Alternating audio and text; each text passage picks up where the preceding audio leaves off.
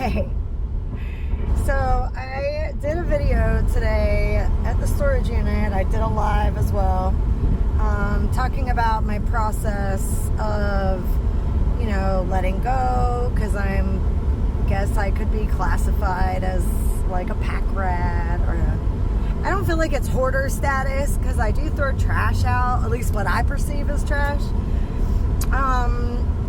And I try to keep things organized, but I'm very attached to all sorts of things with like no value other than sentimentally. And I've been dragging all this baggage around for all these years, for like 20 years, you guys. And so I made this video, but as I was watching it and editing it, that like my mind goes faster than my mouth. So there are moments, all because I'm super emotional when I'm at the storage unit, so there are moments where like I kind of start to say something and then I totally switch. Like I at one point said, these are dark thoughts or sad thoughts or something like that, and then I did not say anything about a sad thought. So the sad thought is actually, like, a lot of people lose everything in house fires or homelessness, and I just need to be grateful that I still have all this crap and pick out the very few things that, I need and let the rest go. Anyway, here's the video. Hi. So here we are.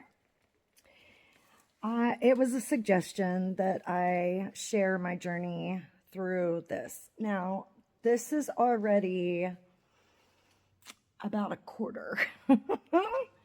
Maybe, I don't know, maybe closer to a half. But I have already been working on this a lot. And I just wanted to share these things, these belongings were security to me. When I was younger, adults, not all adults, but some adults caused me harms and really confused me. And, so many people say one thing and do something else, and it's so painful. But an object always stays that object. So if I had a teddy bear, the teddy bear was always a teddy bear. If I had this piece of furniture, it was always that piece of furniture. And I found security in that. So I started collecting stuff. And then the stuff, I swear, to some degree, I almost feel like has its own personality. It got a little too far. Okay. But that was when I was super sick. A lot of it in active addiction. And over these years, there are things in here that are painful memories, like losing custody of my son, or not graduating high school with the rest of my class, or, just the loss of my grandmother, my grandfather, the shit relationship I have with my mother. Like and the years, decades that I was in active addiction. So all of that is in these things. And I have gotten to a place where I feel like I'm finally ready to heal. So I'll tell you the truth. The first thing I did is cry my eyes out. And I've done that a lot. So I've had this unit for, 20 years. And here in South Carolina at this particular location has been about 4 years. And for most of that 4 years, I come to put stuff in it, maybe, but I could never get anything out of it. I could not make use of anything that was in here, because as soon as I would open the door, I freeze. Like, it was just so much. So many emotions just, bowled me over, froze me up. So, a couple weeks ago, I was laid off of my job. That was kind of the trigger of this. And then I started to have thoughts like, I sold like everything I could that had value, like market value, when I was in active addiction. And, I mean, this is sick thinking probably, but, the things in here don't really have high value. Maybe I need to just cut down. So I've cried.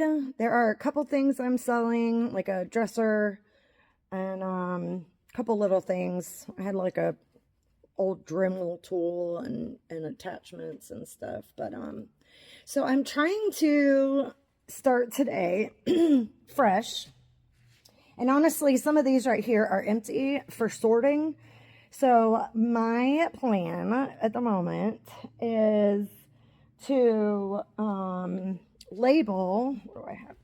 So I have these index cards. And so outside of the storage unit, because it's only me and it's an indoor place, I am going to tape label for donation, a label for memories, a label for art projects and supplies. And then I'm going to see what else kind of comes up. And then I'm just going to try to sort everything into that. I'll probably have a trash pile too. I don't think that needs a label. Like, oh no, well, trash is trash, right? Who knows? Might end up with a label. But then I'm going to go through and just sort, like, these are all the things that are from, this time frame. And I'm going to allow myself a couple of those items to keep the memories alive or whatever, depending on what it is, right? And then I'm going to find a new home for the rest of it, because 20 years worth of monthly storage of things that just make me cry. I'm thinking I could use that money for something better. Also, the other night, I realized that what I'm crying for is the grief of, from a child, the childhood and the life that I thought I was going to have and I didn't, the family members and loved ones that are gone, the I feel like opportunities. I'm trying to think of the right word. I missed my son's childhood. He's still young. He just turned 16. But, I'm grieving that. I'm grieving the girl that was so lost in active addiction also. However, in that grief and out of the ashes rises a strong, confident, spiritual, beautiful version of me, right? Because this is all a part of me, but the new version of me doesn't have to have all this extra baggage around to remind myself of shame and loss. So wish me luck. I might throw a live on while I'm in here, because I'm supposed to do a live 3 times a week for 30 minutes. So, come clean with me. I might cry more, and that's okay.